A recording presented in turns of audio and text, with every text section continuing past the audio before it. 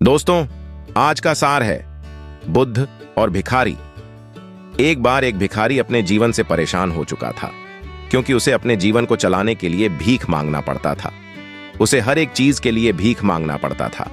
इसी बात को लेकर वह दुखी रहता और दिन भर यही सोचता कि उसकी जीवन में बदलाव कैसे आएगा। ये सोचकर वह निराश हो जाता। वह हर दिन देखता कि बहुत सारे लोग निराश होकर, आंखों में आंसू लिए लोग और विभिन्न चिंताओं से परेशान लोग गौतम बुद्ध की तरफ जाते और वापस लौटते समय वे लोग बहुत ही खुश होते थे।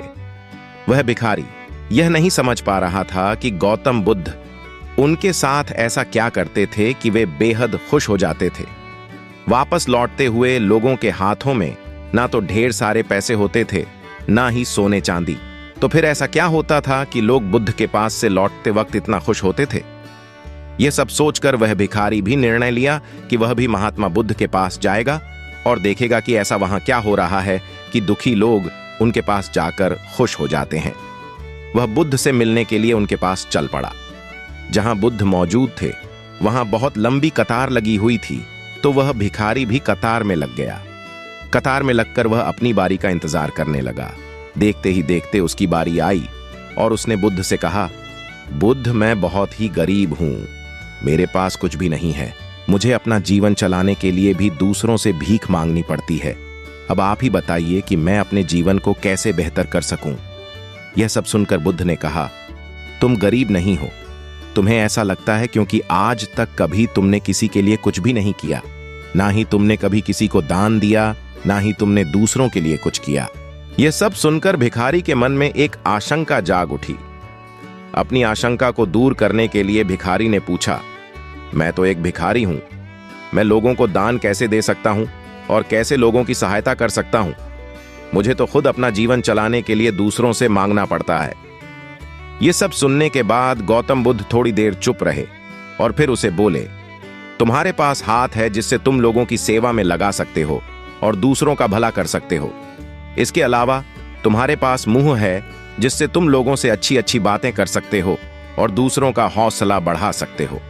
यह सब करके भी तुम दूसरों की सहायता कर सकते हो। जरूरी नहीं कि दान सिर्फ पैसों से किया जाए। हम चाहे तो हम शिक्षा का भी दान कर सकते हैं, चाहे तो अन्न का भी दान कर सकते हैं। ऊपर वाले ने अगर किसी को पूर्णतः अच्छा शरीर दिया है तो वह गरीब नहीं है, वह बस दिमाग से गरीब है। उसे इस विचार से हटकर दूसरों की सेवा में लगाना चाहिए। बुद्ध की यह सब बातें सुन लेने के बाद वह भिखारी बहुत ही ज्यादा खुश हो गया और उसका मन अब संतुष्ट था। हम सब इस बात की चिंता में समय बर्बाद करते हैं कि हम गरीब हैं, लेकिन यह सत्य नहीं है।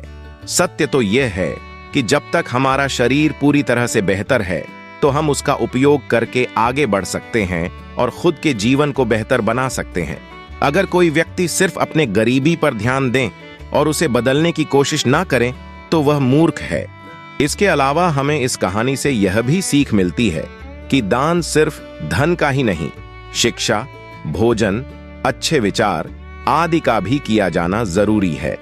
अगर आपके पास धन नहीं है तो आप शिक्षा का दान कर सकते हैं या फिर आप दूसरों के लिए अच्छे विचारों का भी दान कर सकते हैं। इससे समाज बेहतर होता है। दोस्तों, वीडियो पसंद आया हो तो लाइक जरूर करें और हमारे चैनल अर्थवाला को जरूर सब्सक्राइब करें ताकि हमारी आने वाली वीडियो आप तक पहुंच सके। धन्यवाद।